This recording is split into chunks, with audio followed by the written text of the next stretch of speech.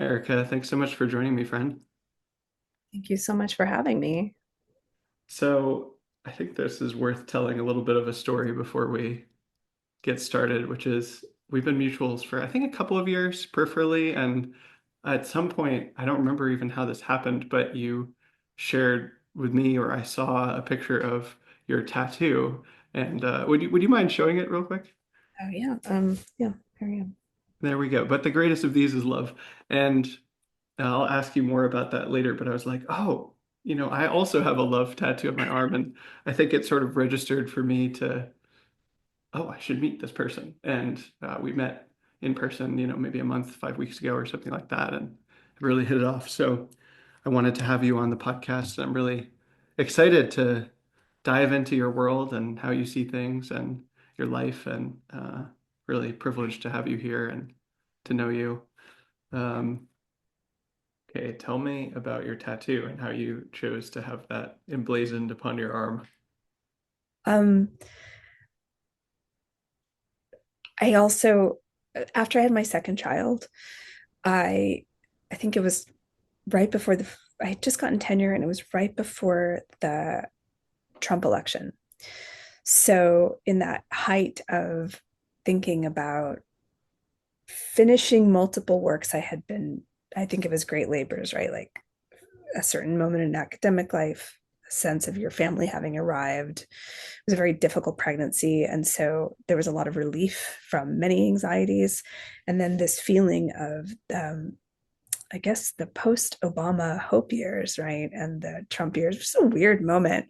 And there's a lot of hormones, and, it's a lot to take on becoming like a parent every time. And so I was thinking so much those days about, like, I'm not religious, but I was thinking so much those days about like Jesus and the Bible, and also like it's so weird. Like if I thought that and my deity left me like personal communication, like letters of some kind, I would be reading it like all the time, because that would seem to be like the most important thing one could be doing with their time. And if I thought I could speak to like the divine, whatever, it's like, what else would I be doing? That's amazing, right?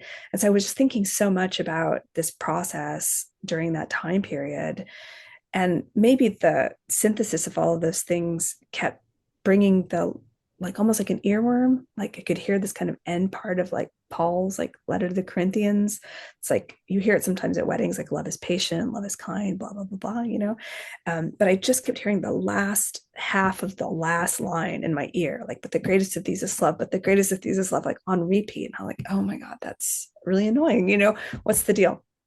So the whole letter is really about like growing up, becoming like a man, and like putting away the things of one moment and staying with the things that matter for the long term in the process of this conversion. And so the line is ending with saying that of the things that abide in him, the greatest are faith, hope, and love, right? But the greatest of these is love. And I was like, yeah, totally, right? You could almost put anything on the other side of that line. And I think that the greatest of these would be love. And I was like, oh no, it's my tattoo, because it's obvious that it won't stop running through my head until it lives in a space that occupies the intersection between the world and myself. So I tried to place it there.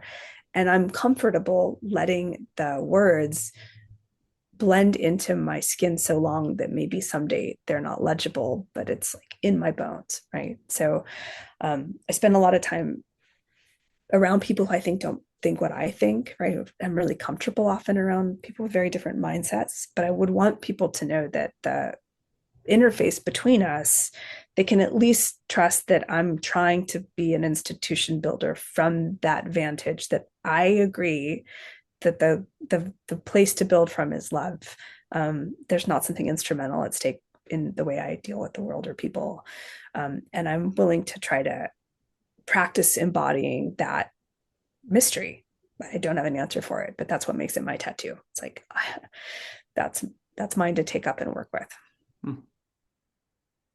How has having that tattoo on your body affected your life and the way that you act and the way that you see things in the time that you've had it?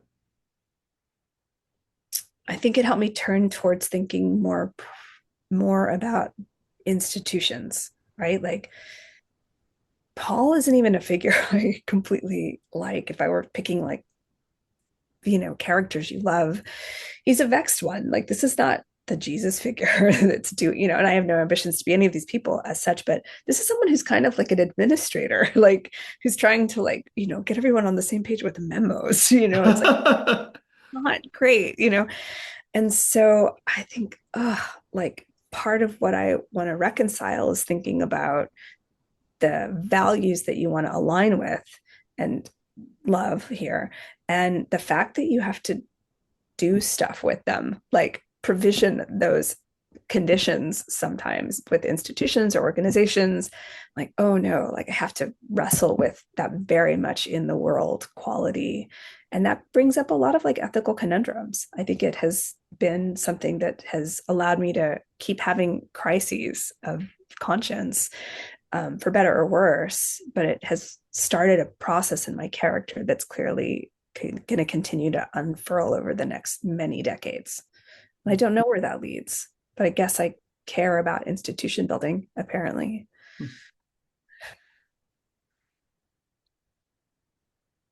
How would you describe what love is? I guess I would say love is.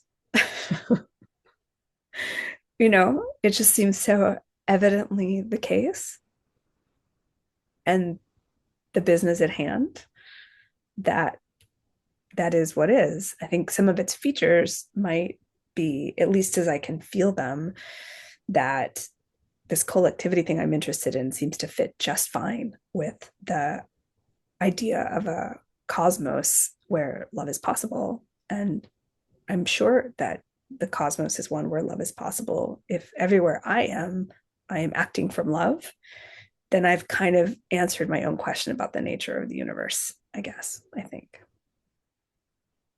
How would you describe or put into words what that question was? I think most people are really asking, like, is this a loving universe, right? Hmm. Am I loved here? I think that's really a structuring question for almost everyone's life.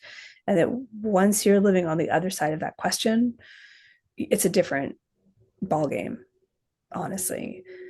And so I'm interested in people living on the other side of that question, right? Not that life gets easier, but it's a different ballgame. And I'm interested in trying to do what I can to condition it being an available answer for others.